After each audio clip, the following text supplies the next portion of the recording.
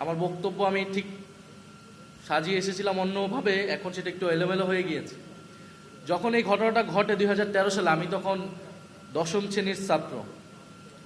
যেহেতু আমি ঢাকা শহরেই বড় হয়েছি, আমি তখন স্কুলে পড়ি এবং ঢাকা শহরে তখন একটি থমথমে রাত, সেই রাত 5ই মের রাত। আমরা বাসায় বসে টেলিভিশনে দেখতেছিলাম যে সেখানে সব লাইট নিভিয়ে দিয়েছে, আক্রমণ হবে, পুলিশ প্রস্তুতি নিচ্ছে। তবে হঠাৎ করে দেখলাম দিগন্ত টিভি বন্ধ হয়ে গেল, ইসলামিক টিভি বন্ধ হয়ে গেল এবং সেই রাতে আমরা এরপর অনেক কিছু ভাষা শুনতে পারলাম, কিন্তু আমরা আসল তথ্য জানতে পারি না। কিন্তু শুনতে পেরেছি, পরবর্তীতে নিশ্চিত হয়েছি সেই রাতে কি মর্মান্তিক ঘটনা বাংলাদেশের ইতিহাসে ঘটে গিয়েছিল। শাপলার এই গণহত্যা, শাপলার এই হত্যাকাণ্ড বাংলাদেশের ইতিহাসে, বাংলাদেশের রাজনীতিতে অনেক বড় একটা ক্ষত তৈরি করে গিয়েছে। যদি শাপলা গণহত্যাকে সেই সময় আমরা ঠেকিয়ে দিতে পারতাম, সেই সময় যদি যারা এটার জন্য দায়ী, সরকার, রাষ্ট্রযন্ত্র এবং বিভিন্ন রাজনৈতিক এলিমেন্ট, তাদেরকে যদি বিচারের আওতায় আমরা আনতে পারতাম, তার বিরুদ্ধে যদি সামগ্রিকভাবে সমাজের এবং রাজনীতির সকল পক্ষ আমরা দাঁড়াতে পারতাম, তাহলে কিন্তু জুলাই গণহত্যা হতো না। শাপলা গণহত্যাকে কোনো না কোনোভাবে তো বৈধতা দেওয়া হয়েছে, তার প্রেক্ষাপট তৈরি করতে অনেকেই ভূমিকা রেখেছে। ফলে সেই সময় সরকারকে জবাবদিহিতা করতে পারা যায়নি বলে সরকার জুলাইতে আরেকটা গণহত্যা করার সুযোগ পেয়েছে, সাহস পেয়েছে। শাপলা হত্যাকাণ্ডের অনেকগুলা ডাইমেনশন আছে, অনেকগুলা মাত্রা আছে।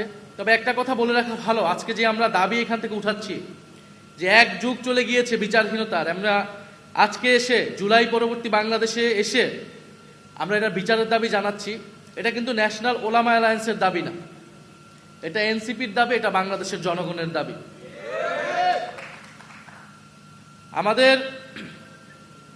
আমরা জানি 13 সালের প্রেক্ষাপটটা, যে 2013 সালে যুদ্ধাপরাধীর বিচারের দাবিতে একটা আন্দোলন শুরু হলো এবং শেখ হাসিনা সরকারের রাষ্ট্রীয় পৃষ্ঠপোষকতায় সে আন্দোলনকে উস্কানি দেওয়া হলো বিরোধী দলকে, বিরোধী মতকে দমন পীড়নের জন্য। জামাত ইসলামী নেতাদেরকে সেই সময় হত্যাকাণ্ড করার একটা প্ল্যাটফর্ম হিসেবে একটা স্টেজ করা হলো শাহবাগের আন্দোলনকে, এবং সেই আন্দোলনে ইসলাম বিদ্বেষকে প্রশ্রয় দেওয়া হলো।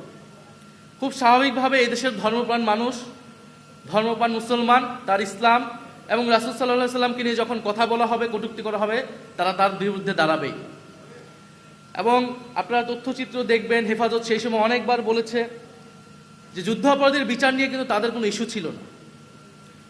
তাদের ইস্যুটা যে এখানে ইসলামের বিরুদ্ধে যারা কটূক্তি করে তারা এইখানে এই আন্দোলনটাকে নেতৃত্ব দিচ্ছে এবং ইসলাম বিরোধী নানান ধরনের বক্তব্য সেখান থেকে আসছে, এবং তারা তাদের একটা দাবি দাওয়া নিয়ে নাগরিক অধিকারের জায়গা থেকে তারা ঢাকা শহরে এসেছিল, সমাবেশ করেছিল।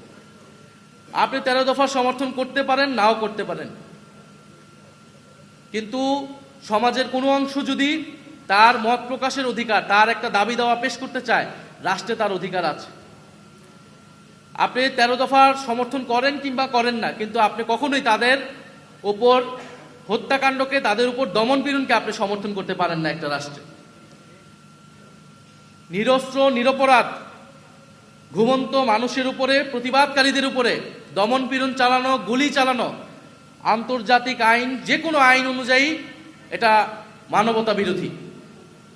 এবং আমরা দেখেছি সেই মানবতা বিরোধী অপরাধের পরে, হত্যাকাণ্ডের পরও সংসদে দাঁড়িয়ে শেখ হাসিনা কিরকম নির্লজ্জ মিথ্যাচার করেছিল,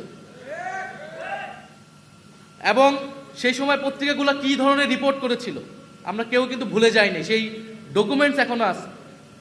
হেফাজতের তাণ্ডব বলে প্রচার করা হয়েছিল, যারা ভিকটিম তাদেরকে অপরাধী হিসেবে প্রচার করা হয়েছিল, তাদেরকে সন্ত্রাসী হিসেবে প্রচার করা হয়েছিল। এবং এটাও আসলে 13 সালে হুট করে হয়েছে এরকম না। বাংলাদেশে ওয়ার অন টেরর প্রজেক্টের সময় থেকেই এই দেশের দাড়ি টুপি, মাদ্রাসা, আলেম ওলামাকেই এক ধরনের জঙ্গি হিসেবে চিত্রিত করার প্রবণতা আমাদের মিডিয়া সহ নানান জায়গায় আমরা দেখেছি। এবং দক্ষিণ এশিয়ায় এর সাথে আরো যুক্ত হয়েছে হিন্দুত্ববাদ। ফলে আমাদের স্বাভাবিকভাবে সাধারণ মুসলমান অনেকেই দাড়ি রাখেন, অনেকেই রাখেন না, আমাদের আলেম ওলামা মাদ্রাসা ছাত্র, তাদেরকে আদারাইজ করে ফেলা, তাদেরকে সমাজ থেকে বিচ্ছিন্ন করে ফেলা, যেন বা তারা সমাজের ভিতরে অন্য একটা সেগমেন্টের লোক, কিন্তু তারা তো আমাদের সমাজেরই অংশ, আমাদের ভাই বন্ধু, আমাদের আত্মীয় স্বজনরাই তো মাদ্রাসায় পড়ে। আমরা কেউ স্কুল কলেজে পড়েছি, আমার ভাই বোনেরা কেউ মাদ্রাসায় পড়েছে।